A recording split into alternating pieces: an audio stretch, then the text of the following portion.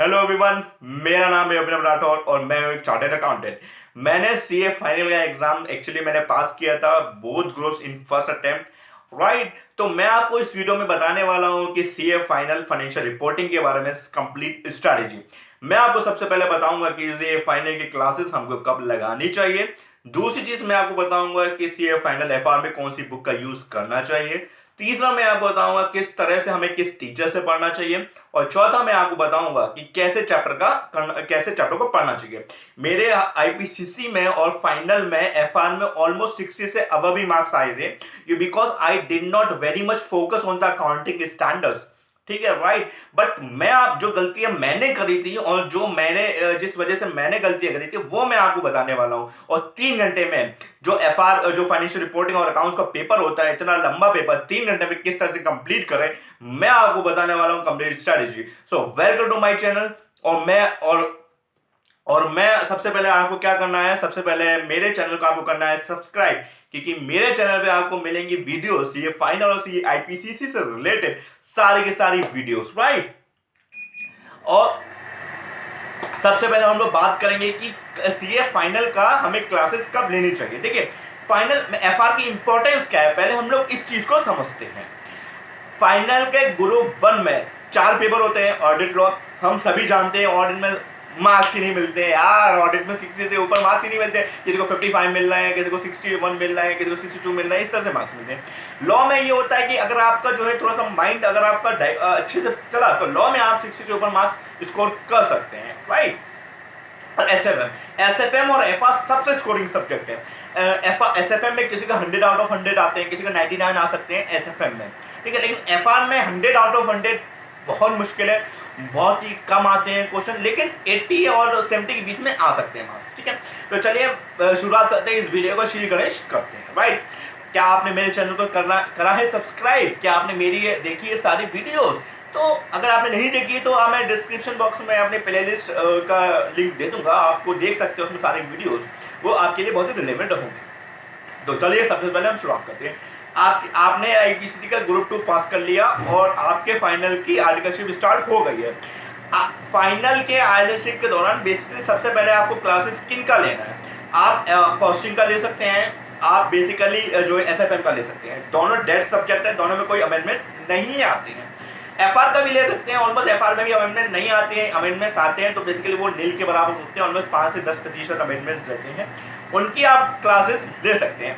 तो मतलब है, देखिए 3 साल की आर्टिकलशिप है, 1 year, 2nd year, 3rd year. तो आपको लेना है एफआर की 1st ईयर के एंड तक आपको एफआर की क्लासेस ले लेनी है, otherwise you will face a very much difficulty in attending all the classes. क्योंकि आपको 8 सब्जेक्ट की क्लासेस अगर नहीं लिए तो आपने एटलीस्ट 5 सब्जेक्ट की क्लासेस लोगे, कॉस्टिंग की लोगे, डीटी के लोगे, आईटीटी के लोगे, और कुछ लोग तो ऑडिट लॉ और इसका भी ले लेते हैं। इसका ओल्ड सिलेबस होता है, अब तो नया सिलेबस आ गया है, राइट। तो आपको एक क्लासेस कब लेनी है, 1 साल के भी अंदर लेनी है। आर्टिकलशिप के 1 साल के अंदर एफआर की क्लासेस ज्वाइन कर लेनी है। मैं क्या बोल रहा हूँ, कंप्लीट नहीं करनी है, आपको ज्वाइन कर लेनी है। कंप्लीट तो हो जाए, कंप्लीट 2 महीने के अंदर हो जाइए, ज्वाइन कर लेनी है, ज्वाइन कर लेनी है क्लासेस। चाहे एसएफएम की आप चाहे कर सकते हैं, कॉस्टिंग की भी कर सकते हैं, लेकिन एफआर की क्लासेस आप ज्वाइन कर लीजिए, क्योंकि FR being a lengthy subject आपको बहुत ज्यादा सिलेबस जो है बहुत वाइड है, क्वेश्चन बहुत बड़े होते हैं एफआर में, ठीक है। अब दूसरी चीज हम लोग दूसरा पॉइंट बात करें, सर किससे क्लासेस लें। देखिए, अगर आपके दिमाग में ऐसा कंफ्यूजन है सर अभी तो कोरोना वायरस के चक्कर में जो है फेस टू फेस क्लासेस बंद है, तो आप पेन ड्राइव क्लास लें या फेस टू फेस क्लास लें या सैटेलाइट क्लास लें, तो आप एक वीडियो मैंने बनाई है जिस वीडियो में मैंने तीनों का मैरिज और डीमैरिज बताए हैं, और तीनों का मैंने सूटेबिलिटी बताई है कि किस बच्चों को जो है सैटेलाइट क्लासेस लेनी चाहिए, किनको पेन ड्राइव क्लासेस लेनी चाहिए और किनको जो है फेस टू फेस क्लासेस लेनी चाहिए। तो उसका भी मैंने लिंक दे दिया है डिस्क्रिप्शन बॉक्स में, राइट। अब हम बात करेंगे सर किन क्लासेस को हमें ज्वाइन करना चाहिए, राइट। सबसे पहले मैं बता दूं, एफआर में 2 ही 3 टीचर होते हैं। Number 1 Praveen Sharma, number 1 Praveen Jindal, number 3 है सार्थक जैन।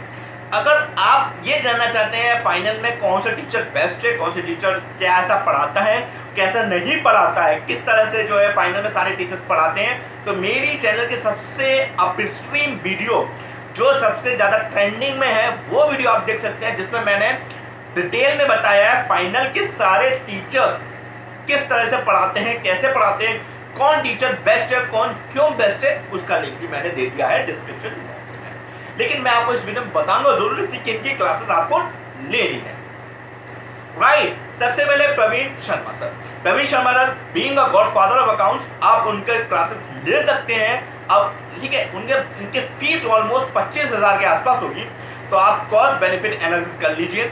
दूसरे हमारे सर प्रवीण जिंदल सर, उनकी आती है पेनड्राइव क्लासेस। पेनड्राइव क्लास आ सकती है उनकी 15,000 के आसपास। आप ऐसा कर सकते हैं, पेनड्राइव क्लासेस उनकी ले लीजिए और लैपटॉप में लगा लीजिए और अपने फ्रेंड्स के संग वो कॉस्ट शेयर कर लीजिए, अपने फ्रेंड्स के साथ या 2-3 लोगों के साथ लैपटॉप पे वो क्लासेस देख सकते हैं। Why don't be being a cost effective? आप स्टार्टेड अकाउंटेंट बनने वाले हैं, आपका मुख्य काम है कॉस्ट को कम करना, तो इसी तरह से आप कॉस्ट कम कर सकते हैं। जब तक आप कॉस्ट इफेक्टिवनेस अपने खुद पे नहीं लागू करेंगे तो बाहर वालों को कैसे बताएंगे, राइट। ये स्ट्रेटजी आप कर सकते हैं। तीसरे हमारे सार्थक जैन सर, वो भी आप उनकी भी क्लासेस ले सकते हैं, राइट। तो मैंने बता दिया 3 क्लासेस, इन तीनों के अलावा आप किसी के बारे में सोचिएगा भी मत। यदि आपके शहर में कोई क्लासेस चलती है फेस टू फेस क्लासेस, तो बहुत सोच समझ के ज्वाइन करिएगा, राइट। सर हम कौन सी किताब से पढ़े, ये तो मुख्य क्वेश्चन है सर, हम कौन सी किताब से पढ़े, राइट। देखिए मैंने क्या किया था, व्हाट आई डिड पर्सनली, मैं देखिए किताब वो यूज करिए क्योंकि किताब आपका सबसे बड़ा साथी होने वाला है। किताब जो है आपका जो है सुख दुख का साथी होने वाला है। अगर आप आईसीएआई की न्यू स्टडी मटेरियल से सेटिस्फाइड है तो definitely you can go with that, right. Otherwise what I am suggesting you, either go for MP Vijay Kumar sir book और पादुका बुक, राइट। पादुका की किताब ले, एमपी विजय कुमार सर की किताब ले। ये दोनों सीनियर स्टार्टर्ड अकाउंटेंट हैं, दोनों चेन्नई से हैं, दोनों के इंस्टीट्यूट चलते हैं, एक प्राइम एकेडमी चलती है, एक जो है श्री गुरु कृपा इंस्टीट्यूट ऑफ मैनेजमेंट चलता है। वो दोनों आईसीआई से रिलेटेड हैं, दोनों स्टूडेंट फ्रेंडली हैं। आप दोनों में से किन्हीं की भी बुक ले सकते हैं, बट मैंने आईपीसीसी ग्रुप 1 में, ग्रुप 2 में, फाइनल में पादुका की किताब यूज किया था, राइट। देखिए किताब कैसे पढ़ना है अब मैं आपको वो बताने वाला हूँ, और मेरे हिसाब से मैं आपको वो स्ट्रेटेजी बताऊंगा जो मैंने खुद का अडॉप्ट किया था और जो मैंने पादुका की किताब से मैंने पढ़ा था, और किस तरह मेरे जो है 60 से अबव मार्क्स आए थे सीए फाइनल एफआर में। और ग्रुप 1 में मेरे मार्क्स आए थे ऑलमोस्ट 69 के आसपास रहे थे ग्रुप 1 अकाउंट्स में, राइट। ग्रुप 2 में भी मेरे 65 रहे थे और फाइनल में मेरे 65 से ऊपर थे, I don't remember exact marks, right. तो मैं आपको बताने वाला हूँ अपनी स्ट्रेटजी। देखिए आपको आईसीआई का स्टडी मटेरियल अगर सिस्टमैटिक नहीं है तो आप पादुका की किताब यूज कर सकते हैं, बीइंग सिस्टमैटिक, राइट। आपको सारे क्वेश्चन सॉल्व नहीं करने हैं, ठीक है। सबसे पहले तो मैं बता दूं चैप्टर्स के नाम, किस तरह से जो है चैप्टर्स को आपको लगाना है। देखिए अगर आप नए सिलेबस से हैं, ठीक है, मैं ऑलमोस्ट नए सिलेबस की बात कर रहा हूँ, और सिलेबस का भी मैं बीच में जिक्र करता रहूंगा, राइट। नए सबसे पहले स्मॉल चैप्टर उठाइए। ओल्ड सिलेबस में मैं बता रहा हूँ स्मॉल चैप्टर, जैसे अकाउंटिंग व share based payments, small chapters, mutual fund, small chapter, right. ये दोनों इन्हीं तरह के जो स्मॉल चैप्टर है, पहले हमें इस अकाउंटिंग स्टैंडर्ड्स को पहली बार में नहीं पढ़ना है, ये मैं आपको बता रहा हूँ। अकाउंटिंग स्टैंडर्ड्स हो चाहे वो इंडियस हो, अगर आप एफआर पहली बार पढ़ने बैठे हो क्लासेस करने के बाद, क्लासेस के नोट्स को जो है बहुत ज़्यादा तवज्जो न दीजिए, अपने किताब के खुद नोट्स बनाइए। किताब होती है फॉर एग्जाम्पल ये दिस इज द बुक, अगर आप ये हमारी ये बुक है तो बुक के बीच में जो आप पेज लगा सकते हैं और उसी में नोट्स बना सकते हैं। अलग से रजिस्टर बनाने की अलग से रजिस्टर मेंटेन करने की जरूरत नहीं है, ठीक है, ठीक है। आप बुक के बीच में नोट्स बना सकते हैं। और अगर हम नए सिलेबस की बात करें तो स्मॉल चैप्टर है, जैसे सीएसआर, इंटीग्रेटेड अकाउंटिंग, राइट, और अकाउंटिंग जो है आपका शेयर बेस्ड पेमेंट्स हो गया, ये तो ओल्ड सिलेबस में था। फाइनेंशियल इंस्ट्रूमेंट्स नए सिलेबस में है और ओल्ड सिलेबस में भी नहीं है, ठीक है। स्मॉल चैप्टर की शुरुआत करिए। स्मॉल चैप्टर के सारे क्वेश्चन आपको लगा देने हैं। पादुका की किताब में क्या रहता है, उन्होंने क्या किया है, स्टडी मटेरियल के क्वेश्चंस, प्रैक्टिस मैनुअल के क्वेश्चंस, आरटीपी के क्वेश्चंस और पास्ट ईयर के क्वेश्चंस, उन्होंने सबको कंपाइल करके एक जगह इकट्ठा कर दिया है। अब होता क्या है प्रैक्टिस मैनुअल में या आईसीआई की स्टडी मटेरियल में, एक क्वेश्चन दिया फिर दूसरा क्वेश्चन दे दिया, फिगर चेंज करके दूसरा टॉपिक का क्वेश्चन। पादुका में ऐसा नहीं है। पादुका में क्या है, हेडिंग दिया, for example share mutual funds का दिया, valuation of mutual funds, heading डाला, एक क्वेश्चन डाला, दो क्वेश्चन डाला, तीन क्वेश्चन डाला, तीनों क्वेश्चन में अलग अलग टॉपिक है, मतलब हर एक वैरायटी का सिंगल क्वेश्चन है। तो आपको जो है रिपीटेड क्वेश्चंस नहीं मिलेंगे। रिपीटेड क्वेश्चन करना हो तो आप जो है आईसीआई का प्रैक्टिस मैनुअल कर लीजिए या आईसीआई का पास क्वेश्चन कर लीजिए, राइट। पादो किताब से अगर स्मॉल चैप्टर से आपके सारे क्वेश्चंस लगा देते हैं, ठीक है। पहले स्मॉल चैप्टर्स हो गए, उसके बाद हम लोग जो है दो बंडल उठाएंगे, दो बड़े बड़े बंडल क्या उठाएंगे हम लोग? सबसे बड़ा bundle consolidated financial statements, consolidation, सबसे खतरनाक चैप्टर है। इतना बड़ा क्वेश्चन आता है, आधे घंटे में तो वो चैप्टर वो आंसर ही नहीं हो पाएगा, ठीक है। लेकिन इसका वो मत करो, अगर आपने आधा क्वेश्चन में सही किया है तो 16 में से आपको जो है 12-13 मिल जाते हैं, ठीक है। क्योंकि एग्जामिनर को बताया बड़ा क्वेश्चन है, बच्चे बहुत डरते हैं इससे। दूसरा हो गया कॉर्पोरेट रिस्ट्रक्चरिंग, अमलगमेशन हो गया, इंटरनल रिकंस्ट्रक्शन हो गया, एक्सटर्नल रिकंस्ट्रक्शन हो गया, मर्जर्स हो गए, एक्विजिशंस हो गए, परचेज हो गया, डीमर्जर हो गया, फलाना ठिकाना। इसको हम लोगों ने एक बड़ा टर्म दे दिया कॉर्पोरेट रिस्ट्रक्चरिंग, राइट। कंसोलिडेशन हो गया, कॉर्पोरेट रिस्ट्रक्चरिंग हो गया। मेरे हिसाब से यदि आपको दोनों में से कोई एक चैप्टर इतना सॉलिड करना है ना कि यदि उसमें से कहीं से भी कुछ भी क्वेश्चन आ गया, आईसीआई में यही तो कहा जाता है, वो क्वेश्चन बाहर से नहीं देता, वो क्वेश्चन देता है अपनी किताबों में से। तो अगर यदि कोई भी क्वेश्चन आ गया तो आपको एटलीस्ट 16 में से 12 मार्क्स तो लाने ही लाने हैं। तो मैं ये कह रहा हूं कि दोनों को अच्छा करने की अच्छा मत दोनों चैप्टर को, क्योंकि if you try to sell into boss तो डेफिनेटली आप डूब जाओगे। मैं वैसे तो मैं कह रहा हूं अगर आपने दोनों चैप्टर्स कर लिए तो वो तो बहुत अच्छी बात है, लेकिन अगर यदि आप चाहते मुझे दोनों नहीं चैप्टर कर सकता तो मैं दोनों चैप्टर को जो है कोई एक चैप्टर में कर सकता हूं अच्छे से, ठीक है। उसके बाद बात करेंगे हम लोग इंडेस की। आपने आईपीसीसी में एएस पढ़ा होगा, सभी को पढ़ा, तो इंडेस भी एएस की तरह है, उसको कोई हवा ना बनाओ। इंडेस इतना बड़ा यार, इंडेस है ये वहां, एएस है। अब भाई ये हमारा एएस है, इंडेस में हमने क्या किया, थोड़ा सा उसमें कुछ मिक्स मसाला डाल दिया, थोड़ा सा हमने कुछ चीजें निकाल दी, थोड़ा चीजें हमने डाल दिया, थोड़ा चेंजेस कर दिया, वो बन गया इंडेस। भाई इंडेस यार कॉन्सेप्ट जो एएस कहना चाह रहा है, जो कॉन्सेप्चुअल है, जो ऑब्जेक्टिव है, वो तो सेम रहेगा ना इंडेस में, वो बदल जाएगा, बस प्रिंसिपल्स बदल सकते हैं। पहले ट्रीटमेंट ऐसा होता था, अब ट्रीटमेंट ऐसा होता है, पहले ऐसा होता था अब ऐसा होता है, या पहले ये होता था अब हम इसके अलावा ये भी करेंगे। Disclosure requirements, right, valuation. देखिए कुछ इंडेस दो तरह के इंडेस को दो तरह से बांट लो। कैसे बांटना है?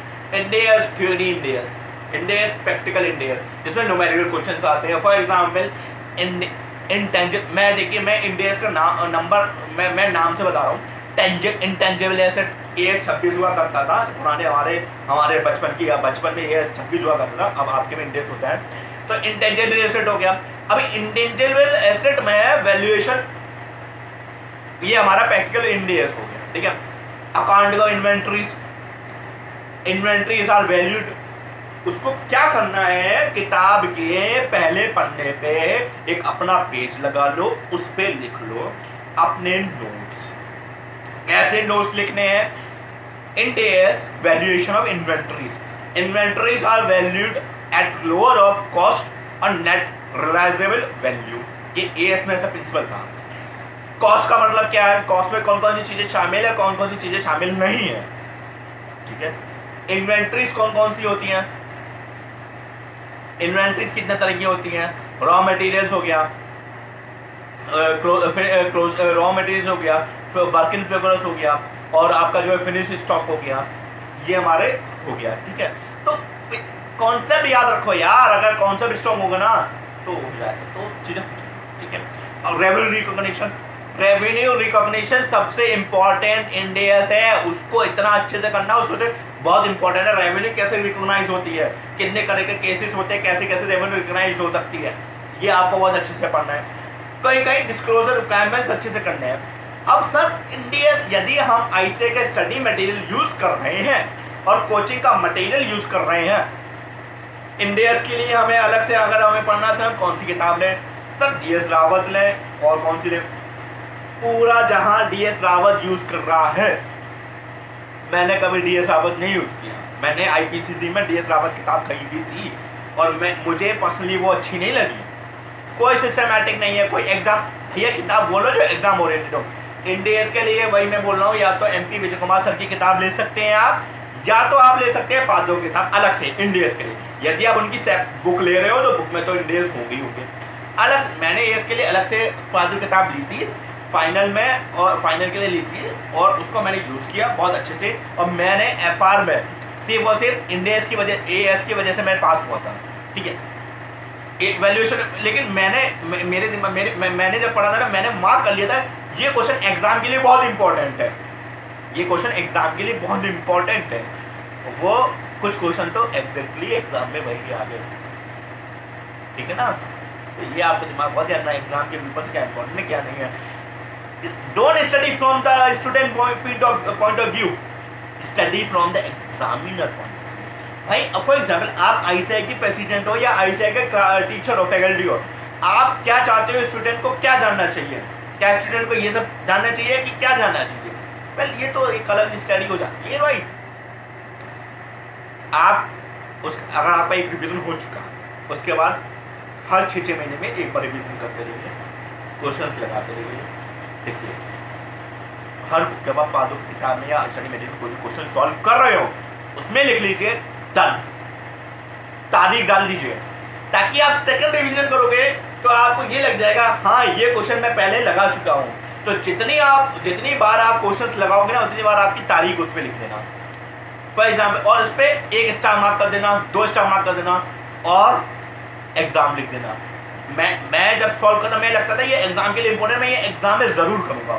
ये आपको करना है जब आप लास्ट प्रिपरेशन कर रहे हो, एग्जाम के लास्ट, एग्जाम के पहले उसको एग्जाम जरूर लिखना है, ताकि हम लोग एग्जाम में कौन सा वो क्वेश्चन को एग्जाम में सॉल्व करना है, ठीक है। अब अगर आपको मेरे से कोई भी क्वेश्चन पूछना हो, मैं एक चार्टर्ड अकाउंटेंट हूँ, मैंने 2019 में एग्जाम पास किया था सी फाइनल का, बोथ ग्रुप फर्स्ट अटेम्प्ट में, राइट। अगर आपको मुझसे कोई भी क्वेश्चन पूछना हो, मुझसे कुछ भी जुड़ना हो, मुझसे आप जुड़ना चाहते हैं, तो आप मेरे व्हाट्सएप नंबर पे या मेरे कॉलिंग नंबर पे आप कॉल या कुछ भी पूछ सकते हैं बेझिझक।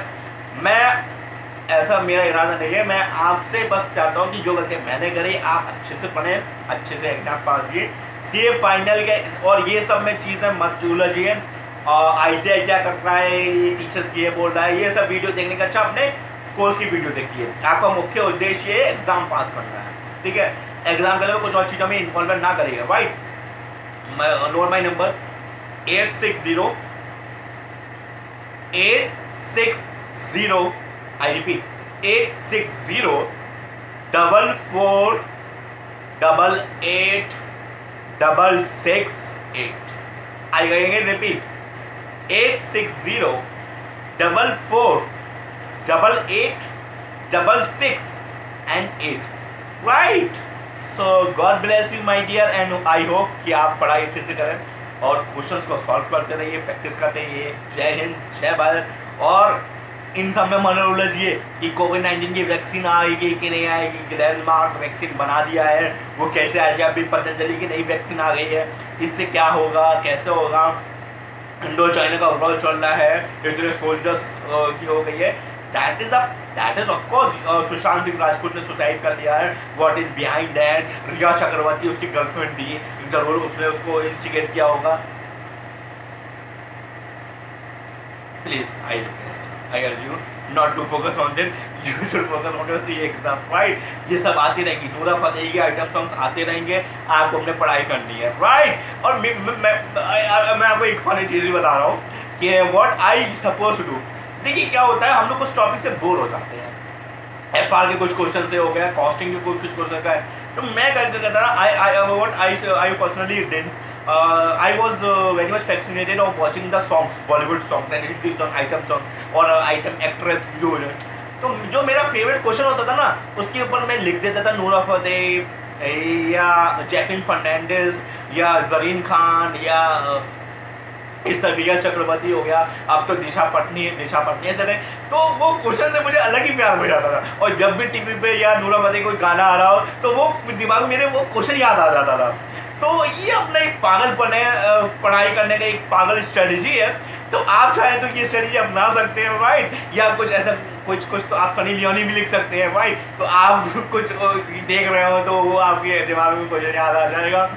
तो इस तरह आई आई डिड पर्सनली, मेरे मेरे किताबों में वो आज भी वो लाइनें लिखी हुई है कुछ ऐसे करके।